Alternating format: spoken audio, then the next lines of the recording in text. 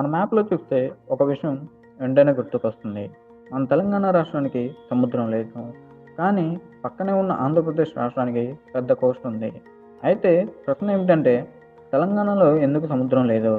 ఇది కేవలం జియోగ్రఫీ వలన, లేక హిస్టరీలో జరిగిన మార్పుల వలన?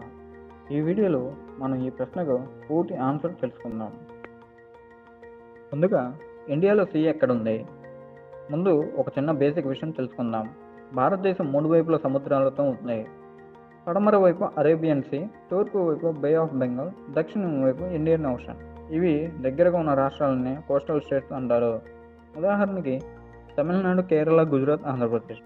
కానీ కొన్ని రాష్ట్రాలు పూర్తిగా ల్యాండ్ మధ్యలో ఉంటాయి.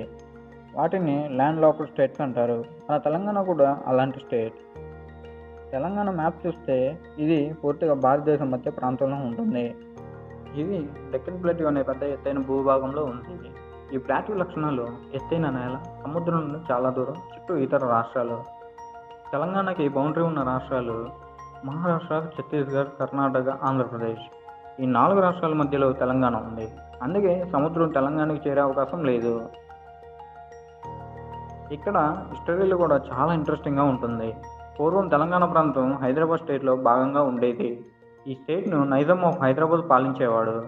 ఈ సమయంలో కూడా ఈ ప్రాంతానికి సముద్రం లేదు, ఎందుకంటే ఈ రాజ్యం పూర్తి ల్యాండ్ మధ్యలో ఉండేది.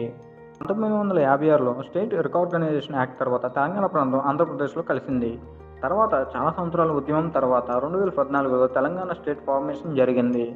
ఇప్పుడు తెలంగాణకి ఒక కొత్త రాష్ట్రంగా ఏర్పడింది. కానీ జియోగ్రఫీ మారదు కాబట్టి సముద్రం మాత్రం రావడం లేదు.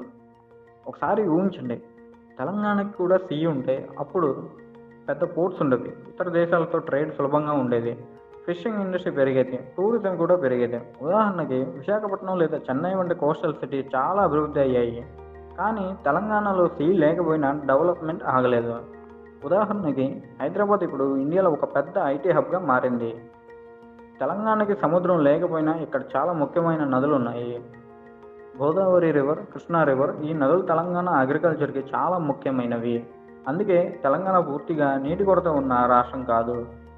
మొత్తానికి తెలంగాణకి సముద్రం లేకపోవడానికి ప్రధాన కారణం జియోగ్రఫీ. డెక్కన్ ప్లేట్యూ మధ్యలో ఉన్న ల్యాండ్ లోకల్ స్టేట్ కావడం వల్ల సముద్రం దూరంగా ఉంది. కానీ సీ లేకపోయినా తెలంగాణ టెక్నాలజీ, కల్చర్, అగ్రికల్చర్లో చాలా అభివృద్ధి చెందుతుంది.